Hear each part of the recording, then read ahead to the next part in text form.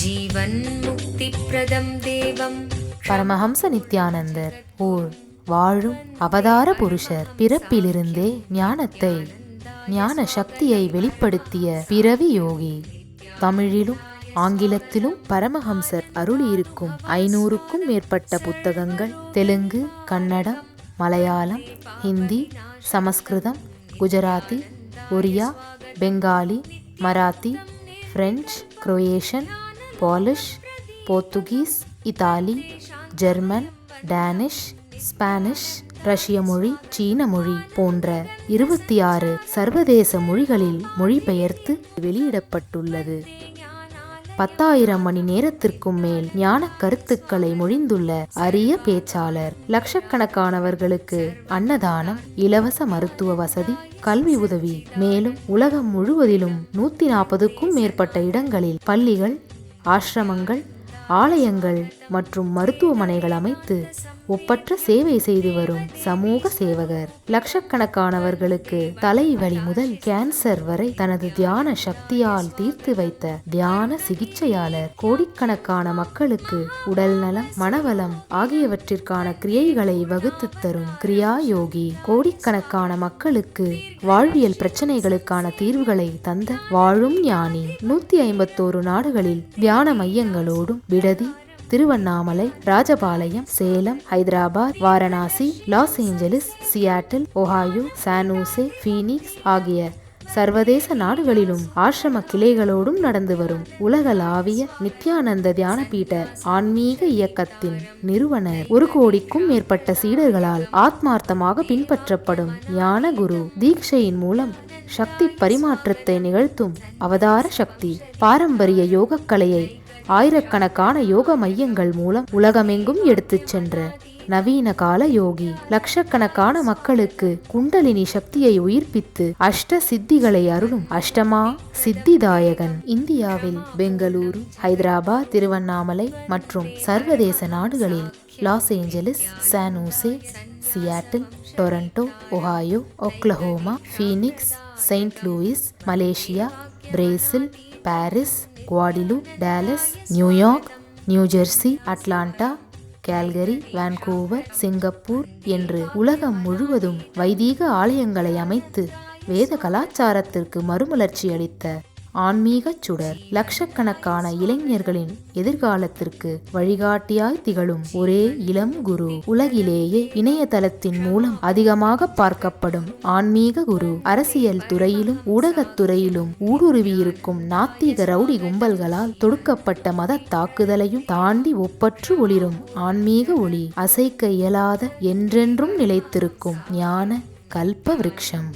ஸ்வாகதம் ஆனந்தானுபவாஸ்வாதம் சர்வரோக நிவாரகம் வந்தே பாப விநாசக்தம் நித்யானந்தாய ஸ்வாகதம்.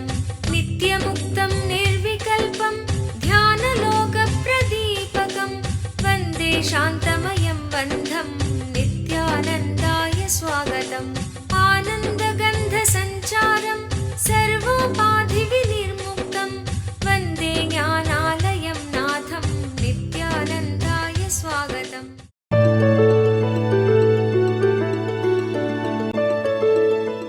சிவராத்திரி.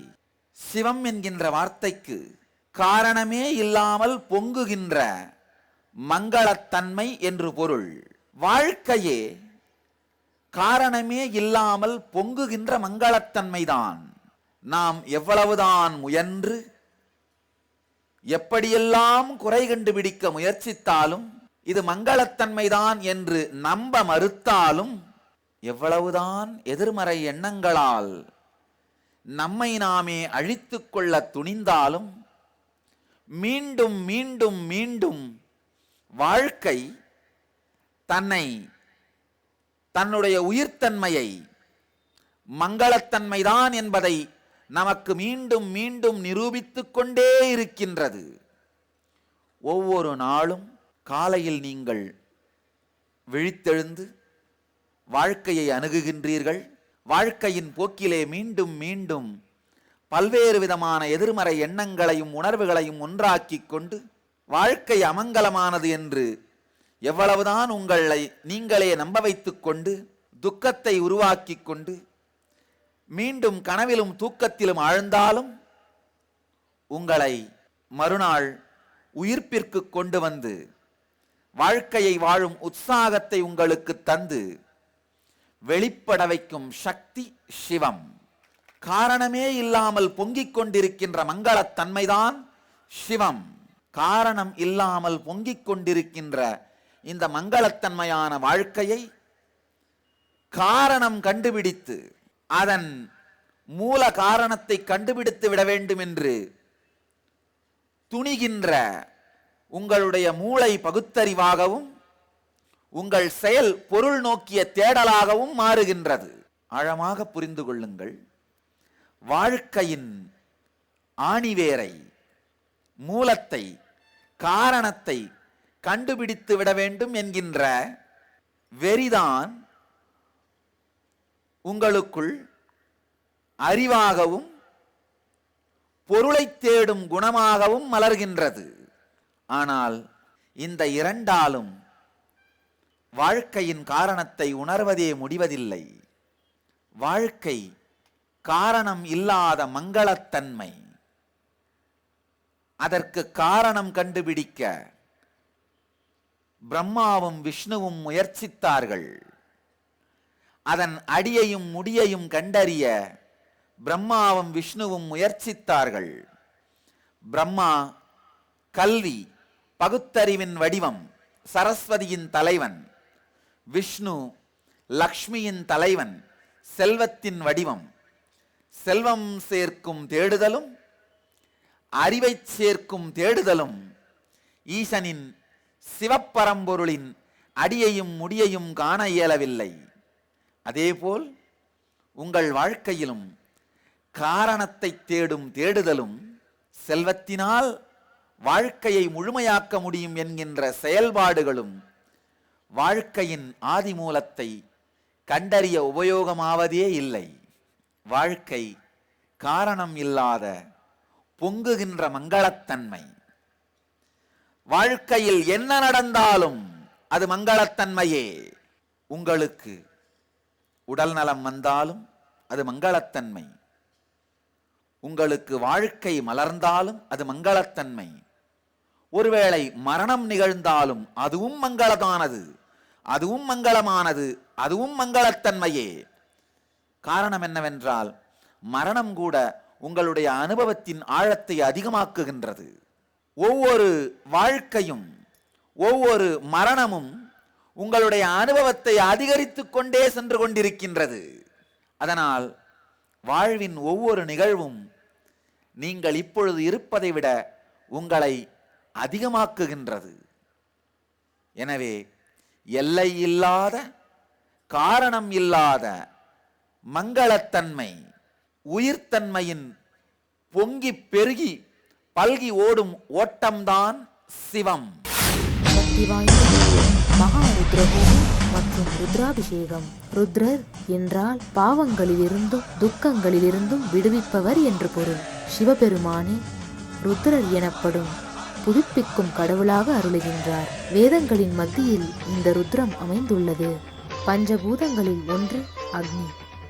அந்த அக்னியின் மூலம் இறைவனை வழிபடுவது ஹோமம் எனப்படுகிறது. புதுப்பிக்கும் கடவுளான ருத்ரரை பிரார்த்தித்து ருத்ரஹோமம் செய்யப்பட்டது. பல்வேறு சித்த மூலிகைகளை கொண்டு செய்யப்படும் ஹோமத்தின் இந்த காற்றை சுவாசிப்பவர்களுக்கு நோய்களை குணப்படுத்தி ஆரோக்கியத்தை அளிக்கிறது. ருத்ரஹோமத்தின் தொடர்ச்சியாக ருத்ராபிஷேகம். சக்தி வாய்ந்த ருத்ர மந்திரங்களை ஓதிக்கொண்டே ஸ்ரீ நித்யானந்தேஸ்வரருக்கு புனித அபிஷேக பொருட்களால் அபிஷேகம் செய்து வழிபடுவதே ருத்ராபிஷேகம். ஒரு வாழும் ஞானியால் செய்யப்படும் சக்தி வாய்ந்த ருத்ராபிஷேகத்திற்கு நம்முடைய நேர்மறையான பிரார்த்தனைகளை நிறைவேற்றும் சக்தி உண்டு. வாழ்க்கையில சில விஷயங்களுக்கு பிறப்பும் உண்டு, முடிவும் உண்டு, இறப்பும் உண்டு. உதாரணத்துக்கு நம்முடைய உடல், இதற்கு பிறப்பு உண்டு, இறப்பும் உண்டு. சில விஷயங்களுக்கு பிறப்பு கிடையாது, இறப்பு மட்டும் உண்டு. அது என்னன்னா உங்களுடைய அஞ்ஞானம். உங்க அஞ்ஞானத்தினுடைய ஆதி மூலம் பிறப்பு எதுன்னு தேடினீங்கன்னா தெரியவே தெரியாது, கண்டே பிடிக்க முடியாது. ஆனா அதை முடிச்சிட முடியும், அஞ்ஞானத்தை முடித்து விட முடியும். எந்த வினாடி நீங்கள் பூரண ஞானம் அடைகிறீர்களோ அந்த வினாடி அஞ்ஞானத்துக்கு அழிவு. பிறப்பு இல்லாத ஆனால் அழிவு மட்டும் உள்ள பொருள் அஞ்ஞானம். அதே போல சில விஷயங்களுக்கு பிறப்பு மட்டும் உண்டு, அழிவு கிடையாது. அது சிவத்தன்மை, ஞானம், ஆன்ம அனுபூதி. இவைகளுக்கு பிறப்பு உண்டு. இந்த வினாடி உங்களுக்குள் ஞானம் மலர்ந்து விட முடியும், இந்த வினாடி உங்களுக்குள் ஜீவன் முக்தி மலர்ந்து விட முடியும், இந்த வினாடி உங்களுக்குள் சிவத்தன்மை மலர்ந்து விட முடியும். இதற்கு பிறப்பு உண்டு, ஆனால் இறப்பே கிடையாது. சிலவற்றிற்கு பிறப்பில்லை, ஆதி இல்லை, அந்தம் உண்டு. சிலவற்றிற்கு ஆதியும் உண்டு, அந்தமும் உண்டு. சிவத்திற்கோ ஆதி மட்டும் உண்டு, அந்தம் இல்லாதது. நம் எல்லோருக்குள்ளும் சிவத்தன்மை மலருவதற்கான சாத்திய கூறுதான் இந்த சிவராத்திரி. இந்த சிவராத்திரி தினம் முழுமையாக சிவத்தன்மை நமக்குள் மலர்வதற்கான சாத்தியம், பாசிபிலிட்டி. காலம் கடந்த பிரபஞ்ச சக்தி, காலத்தையும் தேசத்தையும் டைமையும் ஸ்பேஸையும் கடந்த பிரபஞ்ச பேரருள், பிரபஞ்ச பெரும் சக்தி சிவம் காலம் என்கின்ற பொருளாக, தேசம் என்கின்ற பொருளாக வெளிப்பட்ட நாள்தான் இந்த சிவராத்திரி.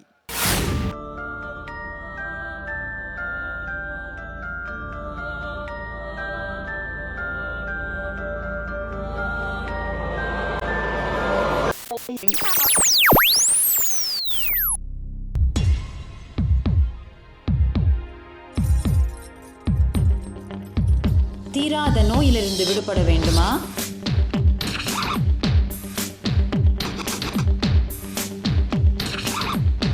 பிரச்சனைகள் இல்லாத உறவுகள் வேண்டுமா?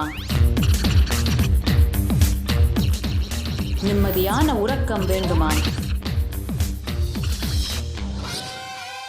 வாழ்க்கையில் மனத்தெளிவும் உற்சாகமும் அதிகரிக்க வேண்டுமா?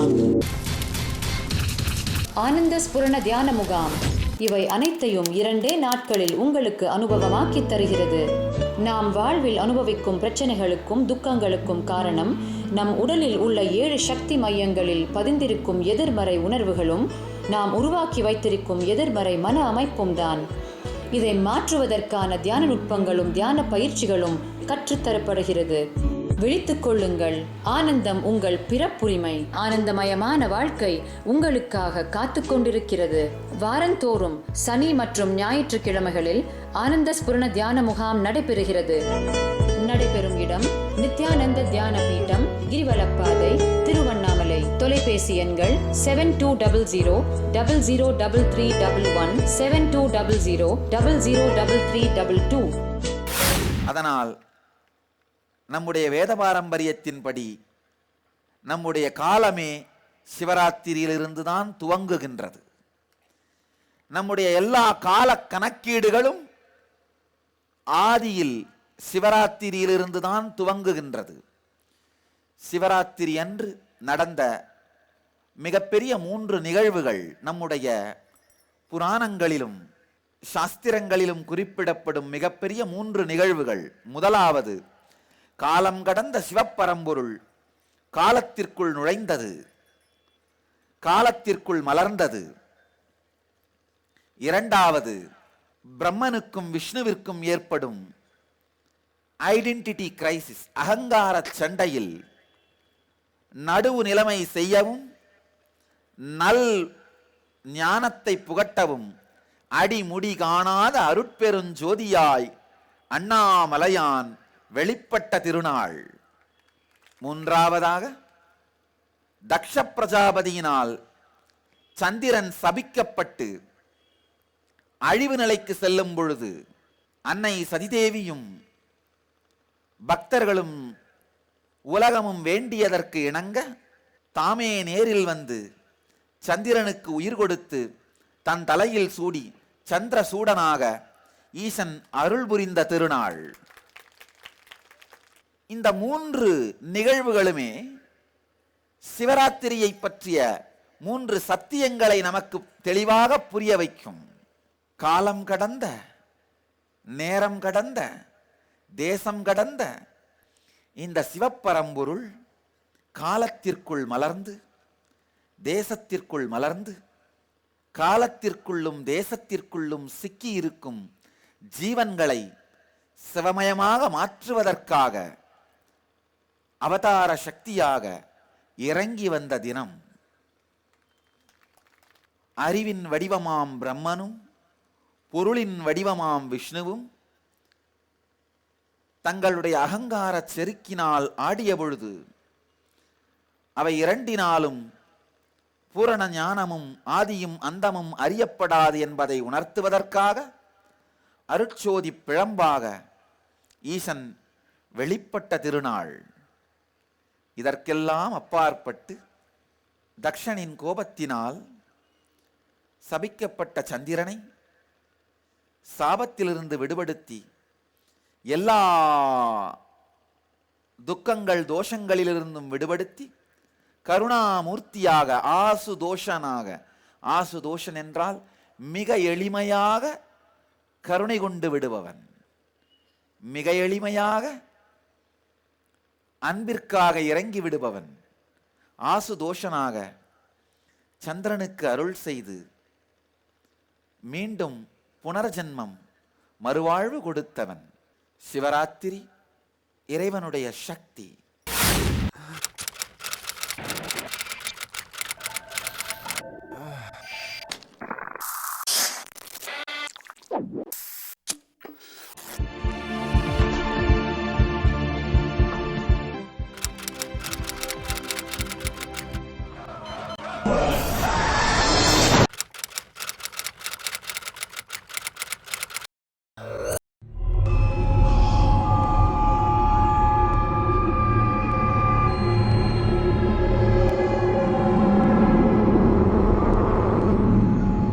இளைஞர்களே, உங்கள் வாழ்க்கையை வீணாக்கியது போதும். இளமையில் கல்வியும் சமூகத்திற்கு நாம் செய்ய வேண்டிய கடமையையும் ஆற்றுவதுதான் உங்கள் வாழ்க்கையை நீங்கள் மேம்படுத்திக் கொள்வதற்கான ஒரே வழி. புறப்படுங்கள் தமிழக இளைஞர்களே, தெய்வீக திராவிட நாடு செய்து வைப்போம்.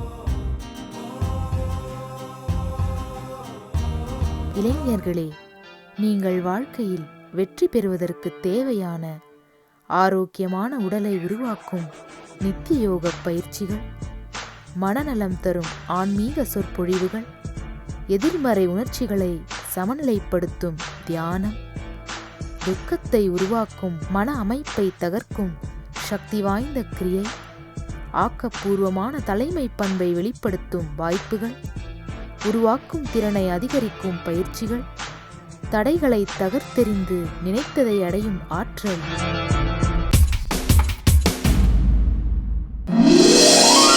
ஆனந்த யோகம். இளமையில் வெளி உலகத்திற்கு தேவையான கல்வியையும் உள்ளுலகத்திலே ஆனந்தமாக வாழ்வதற்கான கல்வியையும் பெற்றுக்கொள்ளுங்கள். ஒவ்வொரு இளைஞரும் வேத சத்தியங்களை கடைபிடித்து வாழும் உத்தமமான தலைவர்களாக வளர்வதற்கு தேவையான மேம்பட்ட சூழலையும் சரியான ஊக்குவிப்பையும் வழங்கும் ஆன்மீக கல்வி. ஒரு ஆண்டாவது உங்களுடைய வாழ்க்கையை பற்றி கற்றுக்கொள்வதற்காக செலவிடுவது என்று தீர்மானியுங்கள். நிச்சயமாக உங்களுடைய மொத்த வாழ்க்கையும் ஆனந்தமயமாக இருக்கும் என்பதற்கு நான் உறுதியளிக்கின்றேன். ஒரு ஆண்டாவது உங்கள் வாழ்க்கையை வாழ்வதற்கு கற்றுக்கொள்ளுங்கள். ஓராண்டையாவது ஆனந்த யோகத்திற்காக செலவு செய்யுங்கள். இது செலவு அல்ல, முதலீடு. நேர்முகத் தேர்வு நடைபெறும் இடம் நித்யானந்த தியான பீடம், நித்யானந்த நகர், விடதி, பெங்களூரு. தொலைபேசி எண்கள் 9742203311, 08027202084.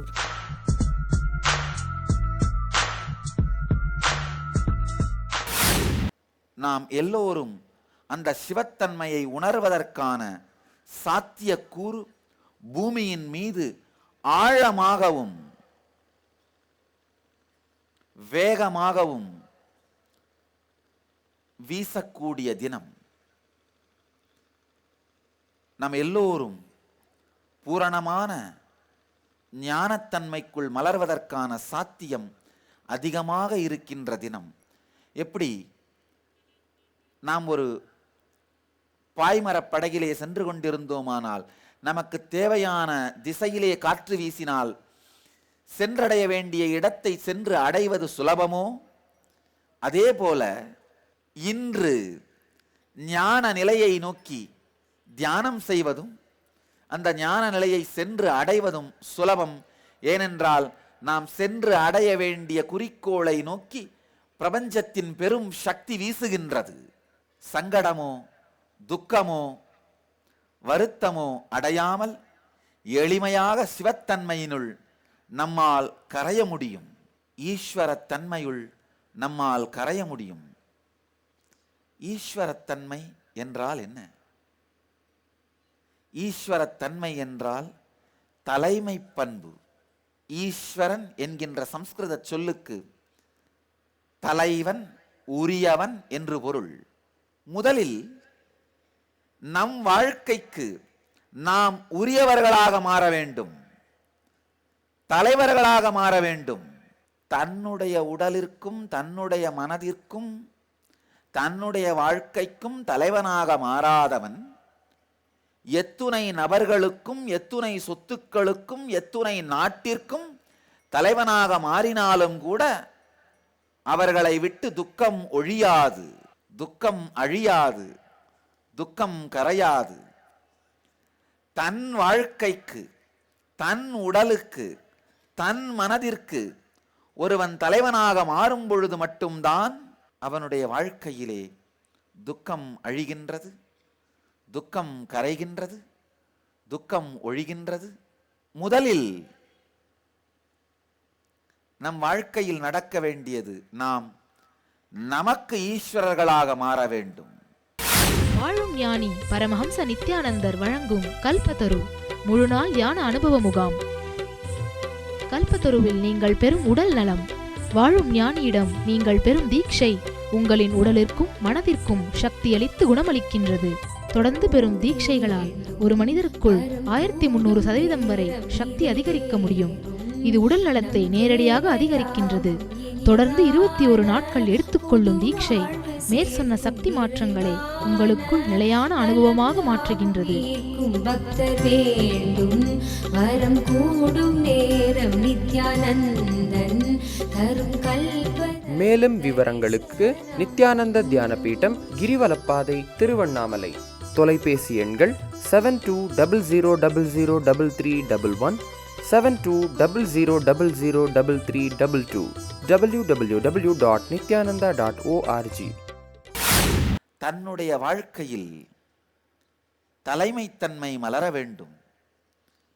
ஈஸ்வரன் மட்டும்தான் நம்முடைய வேத பாரம்பரியத்தில் நம் எல்லோருக்கும் அத்வைத அனுபூதியை அளிக்கக்கூடிய ஒரு ஓமமானமாக, பரிமாணமாக காட்டப்படுகின்றார். சிவம் அப்படிங்கிறது நமக்குள் நாம் அனுபவிக்கக்கூடிய அனுபூதியின் சிம்பல், ஒரு உருவகத்தன்மை. அதனால தான் நாம் சிவோகம் என்று தியானிக்க முடிகின்றது, சொல்ல முடிகின்றது. ஆனால் நாராயணோகம் என்று சொல்வதில்லை, நானே சக்தி, நானே தேவி என்று சொல்வதில்லை. நம்முடைய வைதீக பாரம்பரியத்தை பார்த்தால் நானே நாராயணன் என்று யாரும் சொல்வதில்லை, நானே தேவி என்று யாரும் சொல்வதில்லை, நானே பிரம்மா என்று யாரும் சொல்வதில்லை. சிவன் மாத்திரம் நாமே சிவம் என்கின்ற சத்தியத்தை நமக்கு உணர்த்துகின்ற உருவகப் பொருளாகவே இருப்பதனால் சிவோகம் என்கின்ற சத்தியம் மீண்டும் மீண்டும் மீண்டும் நம்முடைய வேத பாரம்பரியத்திலே ஒலிக்கப்படுகின்றது. நாராயணனை பொறுத்தவரை, வைஷ்ணவ வழிபாட்டை பொறுத்தவரை தாசோகம் என்றுதான் சொல்ல முடியும். தாசோகம் என்றால் என்றும் நான் தாசன். துவைதம். சக்தி வழிபாட்டை பொறுத்தவரை யோகம். ஒவ்வொரு தெய்வத்தின் வழிபாடும் ஒவ்வொரு தத்துவத்தின் வெளிப்பாடு. சிவனுடைய வழிபாடு மட்டும் அத்வைத சத்தியத்தின் வெளிப்பாடு. அதனால்தான் சிவனுடைய வழிபாட்டில் மட்டும்தான் சிவோகம் என்கின்ற சத்தியம், நாமே சிவப்பரம்பொருளின் வடிவம் என்கின்ற சத்தியம் உணர்த்தப்படுகின்றது, உணரப்படுகின்றது. சிவோகம் என்கின்ற சத்தியத்தின் உணர்வு உருவக வெளிப்பாடாக சிவப்பரம்பொருள் வழிபடப்படுகின்றார். சிவம் ஒரு தத்துவத்தின் வெளிப்பாடு, கருத்தின் பூரணத்துவம். சிவம் ஒரு மிகப்பெரிய அத்வைத சத்தியம். சிவம் என்கின்ற கருத்தே, ஈஸ்வரன் என்கின்ற கருத்தே நம் எல்லோருக்குள்ளும் மலர முடியும் என்கின்ற சாத்திய கூறின் உருவக பரிமாணம்தான். சிவம் is a possibility which can happen in all of us. He is not just a deity. He is a philosophical representation of possibility which can happen in all of us. உங்கள் எல்லோரையும் நித்யானந்தத்தில் நிறைந்து, நித்யானந்தத்தில் மலர்ந்து, நித்யானந்தத்தில் கரைந்து, நித்யானந்தமாகிட ஆசீர்வதிக்கின்றேன். நன்றி. ஆனந்தமாக இருங்கள். நித்யானந்த தியானபீடம், நித்யானந்தபுரி ஆஃப் மைசூர் ரோடு, விடுதி, பெங்களூர். 9742203311 08027202084.